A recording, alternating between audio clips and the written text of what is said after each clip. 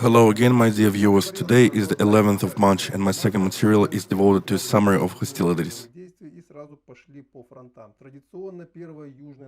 First, let's talk about the south direction.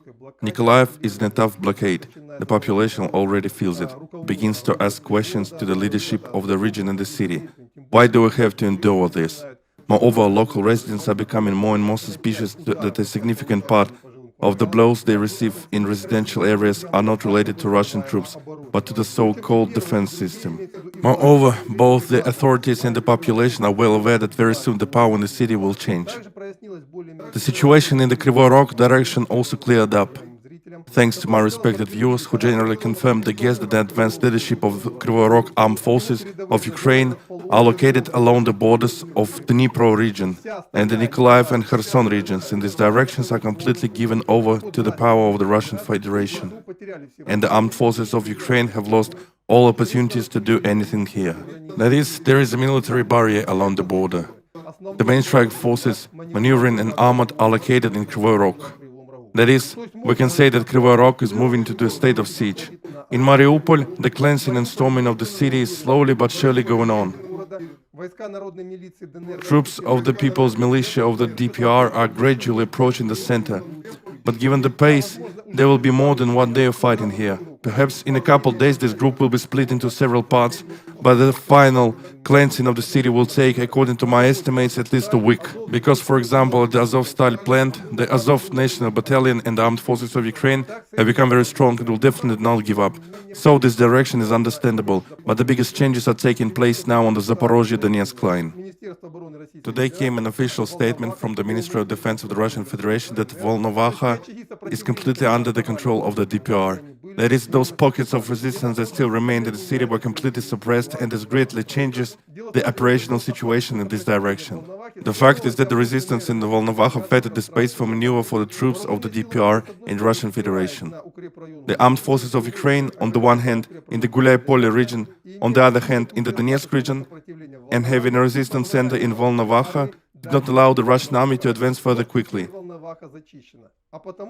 But now Volnovakha is cleansed, and therefore the Russian troops immediately got the opportunity to attack, and they instantly began offensive operation in the Ugledar region, and the whole of 50 to 60 kilometers in size was formed in the defensive ranks of the armed forces of Ukraine, into which Russian troops immediately rushed. And you also need to understand that those troops who were engaged in the assault and cleansing of Volnovakha have now freed themselves and are also increasing pressure and are also advancing in its direction together with Russian troops.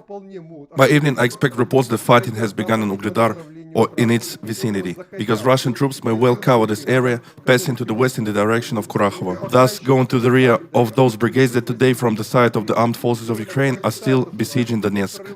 That is, here the Russian troops have sharply stepped up and are trying to transform their tactical breakthrough into an operational tactical one. That's all for this direction. Fighting is going on in the north of Donetsk. Very serious artillery shelling is going on, but so far there are no urban battles in this area. Also, there are no new messages from the Chuguyev-Izyum line yet. I expect them in the afternoon. Very interesting events are taking place in the Kiev area. Every day west of Kiev, the Russian groups, monotonously with artillery and aircraft, are trying to break through, without attacking with infantry units, the positions of the Ukrainian armed forces, inflicting artillery airstrikes on these areas. And as residents of Fasta, for example, tell me, the Russian army is gradually getting closer and closer. Unfortunately, my sources from Byshevo cannot report anything. I assume that wired and mobile communication have been cut off there. Therefore, under whom Byshev is today, I cannot say.